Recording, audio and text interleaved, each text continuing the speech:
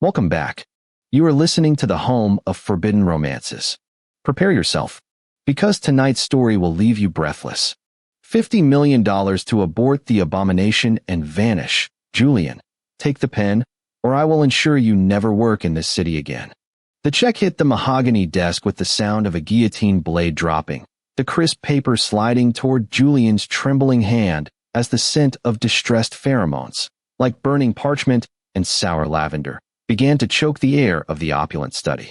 Julian Vross, 42 years old and feeling every single second of it, stared at the staggering sum that mocked the life currently growing precariously within him. Across the desk, Silas Vane, the patriarch of the country's most terrifying dynasty, watched him with the cold, reptilian eyes of a man who had never heard the word no.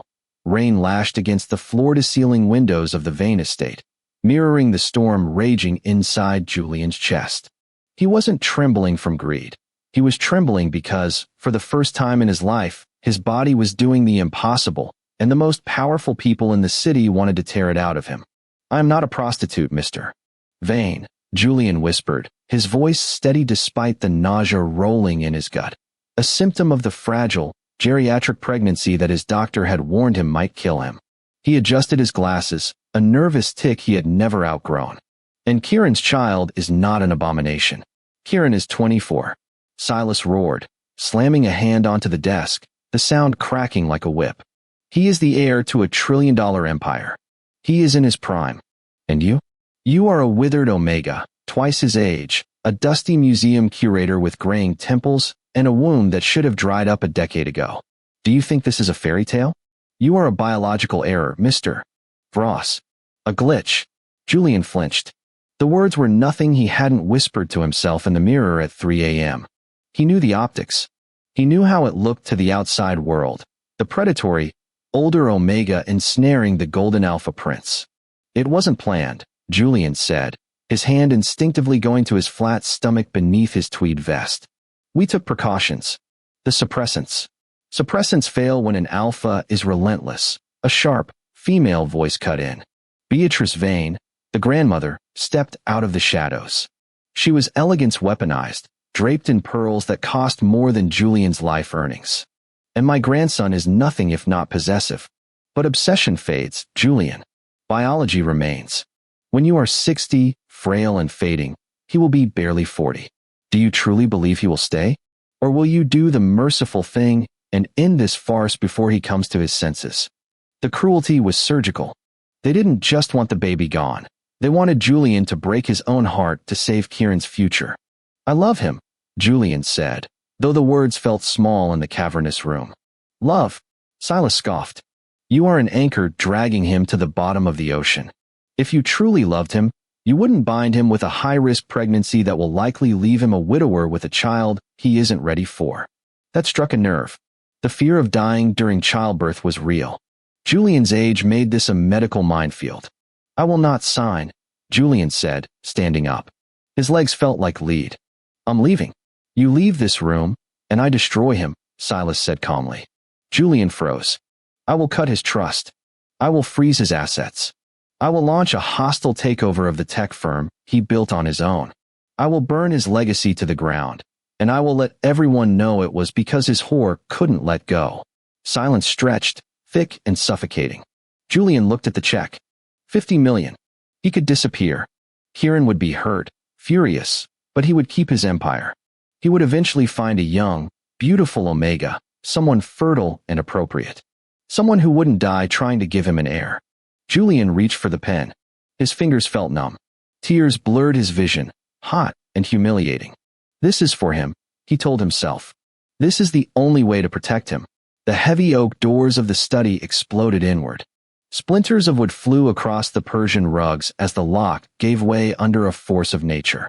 A figure stood in the doorway, drenched in rain, chest heaving, radiating an aura so aggressive, so dominating, that the air pressure in the room visibly dropped. Kieran Vane. He didn't look like a boy. He didn't look like a 24-year-old heir. He looked like a god of war carved from marble and fury. His dark hair was plastered to his forehead, his suit ruined by the storm, and his eyes, usually a warm amber when he looked at Julian, were now bleeding into a feral crimson. Kieran, Beatrice gasped, clutching her pearls. Kieran didn't look at his grandparents. His eyes locked onto Julian, then moved to the pin in Julian's hand. The growl that ripped from his chest vibrated through the floorboards, a primal alpha sound that triggered every instinct in the room. "Drop it," Kieran commanded. His voice was low, layered with the alpha command that forced submission from lesser wills. Julian's fingers opened instantly. The pen clattered to the desk. Kieran strode into the room, ignoring the shattered wood. He moved with a predator's grace, closing the distance between them in 3 long strides. He didn't grab Julian, he shielded him. He placed his large, warm body between Julian and his grandparents, a living wall of protective rage. The scent of ozone and petrichor, Kieran's scent, flooded Julian's senses, washing away the smell of distress. "You threatened him," Kieran said, not a question. He looked at Silas. The height difference was negligible, but the difference in power was palpable. Silas was old money. Kieran was new power. "We are saving you from yourself," Silas shouted, though he took a step back. "Look at him, Kieran. He is old enough to be your father. He is pregnant with a child that will likely kill him. Are you insane?" "I am in love," Kieran spat, his voice shaking with suppressed violence. "And if you ever corner my Omega again, if you ever dare to wave your money at the father of my child." Kieran reached out, snatched the check from the desk, and ripped it into confetti with a single, violent motion.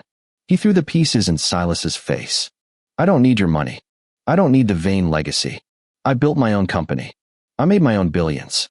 You think you can threaten me with poverty? I could buy this house and burn it down tomorrow as a tax write-off." Julian stared at Kieran's back. He knew Kieran was successful, but he had always assumed the Vane family money was the safety net. To hear Kieran discard his birthright so effortlessly. "He will die, Kieran," Beatrice cried out, changing tactics to pure emotional manipulation. "The doctors said it is high risk. Preeclampsia. Hemorrhage. His body cannot take an alpha pregnancy of your magnitude. If you keep this baby, you are signing his death warrant." Kieran stiffened. This was the weapon they knew would work. Kieran turned slowly to face Julian. The rage in his eyes vanished, replaced by a terrified, raw vulnerability that made him look his age for the first time.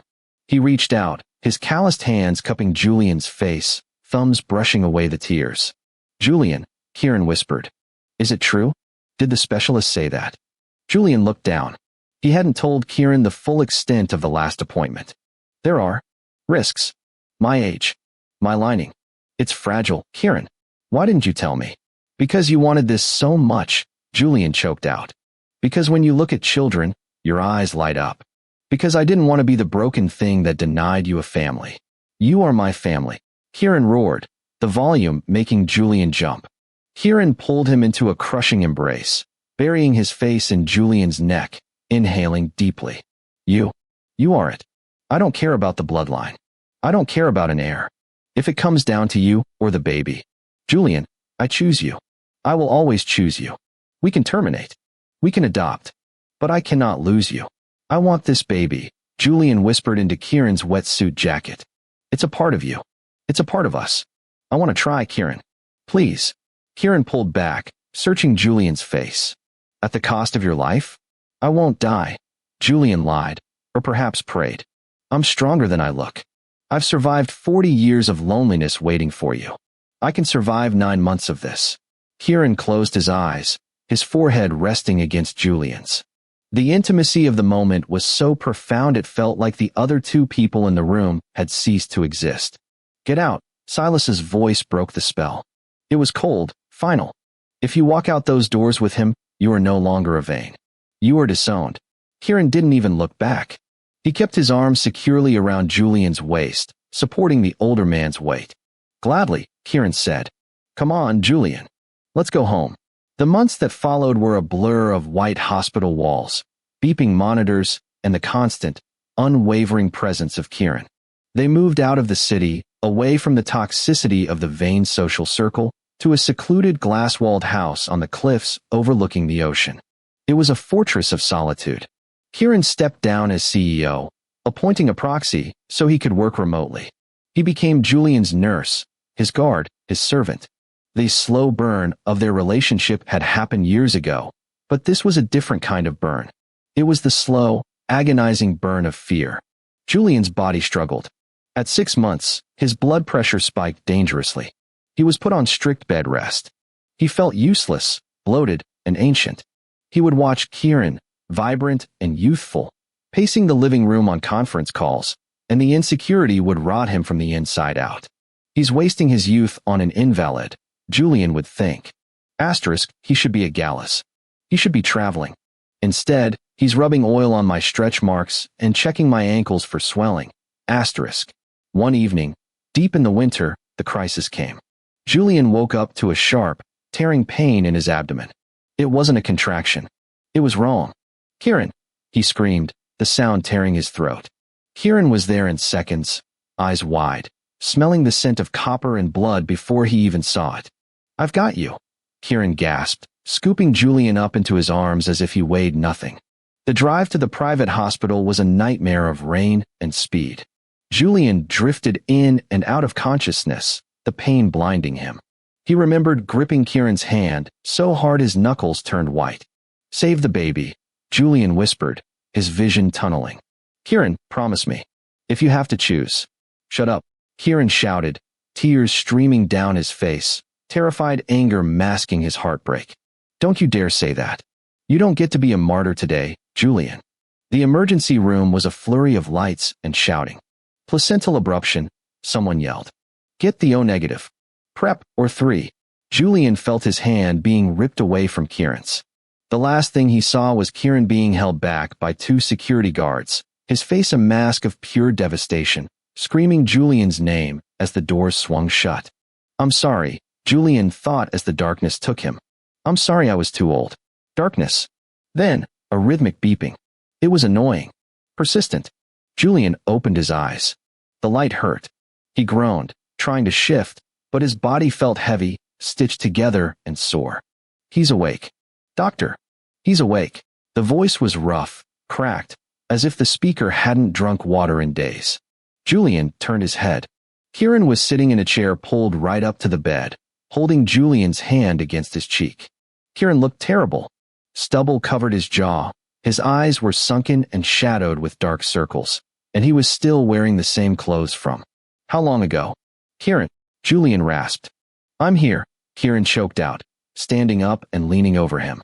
He kissed Julian's forehead, his eyelids, his cheeks, frantic and tender. I'm here, baby. You're okay. You're alive. The baby? Julian asked, panic seizing his chest. He tried to sit up, but pain flared in his abdomen. Shoo, shoo. Kieran soothed him, pushing him back down gently. He's fine. He's in the NICU. He's small, Julian, very small, but he's fighting. He has your nose. Julian let out a sob, the tension leaving his body so suddenly he felt dizzy. He's alive. Yes. A boy. Elian. We named him Elian, remember? Julian nodded, tears leaking into his ears. I remember. Kieran sat on the edge of the bed, careful of the wires. He looked at Julian with an intensity that stole the breath from the room. You almost died, Kieran said, his voice dropping to a whisper. My heart stopped, Julian, when the flatline monitor went off in the other room. I died. I died right there in the hallway. I'm sorry, Julian whispered. Don't be sorry. Just never leave me again. I don't care if we never have another child. I don't care if we live in a shack. You are my soulmate. Do you understand? My soul recognized yours the moment we met. Time, age, biology, none of it matters. It's just you. The door opened, and a nurse walked in, smiling. Mr.